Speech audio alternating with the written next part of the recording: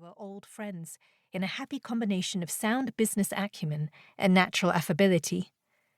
Her tea shop itself was the result of a similar happy combination of circumstance and aspiration, her divorce from a wealthy ex-husband having given her enough money to fulfill her dream of opening a cafe. Tall and statuesque, her natural blonde curls seemed in keeping with the yellow tea shop, as though it was natural for her to be working there. My unruly red hair didn't match the decor as well, and my mother was certainly convinced I was out of place there. She thought I should be striving to better myself and disapproved of my working as a waitress, but I considered myself lucky to be working in such a friendly tea shop in a picturesque village. With Poppy as my constant and loyal companion, my life was very nearly perfect.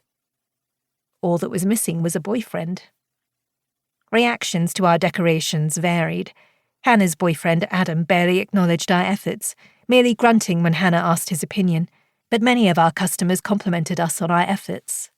The women especially gazed around, smiling and remarking how lovely it looked. I repeated all the accolades to Hannah, and we were both gratified by the appreciation. On the first Sunday of November, we served the last of the tea-time orders for the day and closed with barely enough time to clear up before the lights along the high street were due to be switched on. We stepped outside and joined a crowd of local residents who were standing around stamping their feet and chattering noisily, little clouds of condensed breath faintly visible in front of their faces. Hannah had confided to me that she was a little disappointed by Adam's ready dismissal of our tinsel and fairy lights. Predictably, he had declined to come along to witness the annual turning on of the Christmas lights. Although I was keen to watch the lights come on, it was growing increasingly chilly, and before long my fingers and toes began to hurt. Hannah was as eager to leave as I was. She wanted to go home to Adam. Still, it seemed churlish to complain about the weather. It was November and not especially cold for the time of year. Nevertheless, I waited impatiently as the road and both pavements filled up with spectators gathering near the enormous Christmas tree. Other than suffering from the cold, my other concern was that Poppy might be scared by so many onlookers crammed together in the centre of the village. She liked people as a rule, but the villagers were out in force today, all packed into a small stretch of the high street. So far she seemed happy enough, settled between my feet.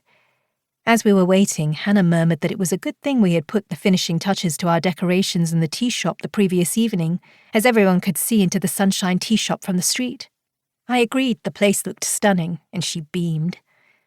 The Christmas tree in the high street was paid for by the local retailers, with a contribution from the council. None of us knew how much money had been donated by the council. According to rumour, it wasn't much. Nevertheless, we all cheered when the mayor stepped forward to turn on the lights. As soon as the cheering and clapping started, I picked Poppy up and held her in my arms where she would feel safe. To be fair, the noisy applause was more for the lights than the official who had deigned to come along and flick a switch, but he smiled and waved his hand graciously before making a speech which was, thankfully, short. It was almost impossible to hear his voice above the excited chatter on the crowded pavements, but as no one wanted to hear what he was saying, it didn't matter.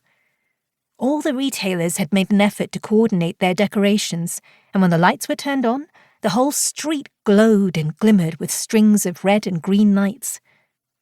Even the empty store across the road from our tea shop sported coloured lights strung across its frontage, thanks to the shopkeepers on either side. Until the summer, it had been a gift shop, aimed mainly at tourists passing through the village, but everyone knew the owners had been struggling for a while. Close to retirement age, once their lease ran out, they had been pleased to close down. The premises had only been empty for a few months when the estate agent's "To Let" sign was taken down. We were all curious to know who was taking it over, but even Maud, who ran the village grocery store and was usually up to date with local gossip, couldn't tell us. The uncertainty gave rise to several rumours, which became increasingly outlandish as time passed. For no apparent reason, one of our customers was convinced it would be a shop selling kitchenware. The owner of the village hair and beauty salon was worried that a second hair salon was opening in the vacant premises. We were assured by a number of people that it was going to be a tattoo parlour. Hannah and I suspected that particular rumour had come from a single deluded person who had speculated about it to a number of their neighbours, each of whom had mentioned it to several other villagers.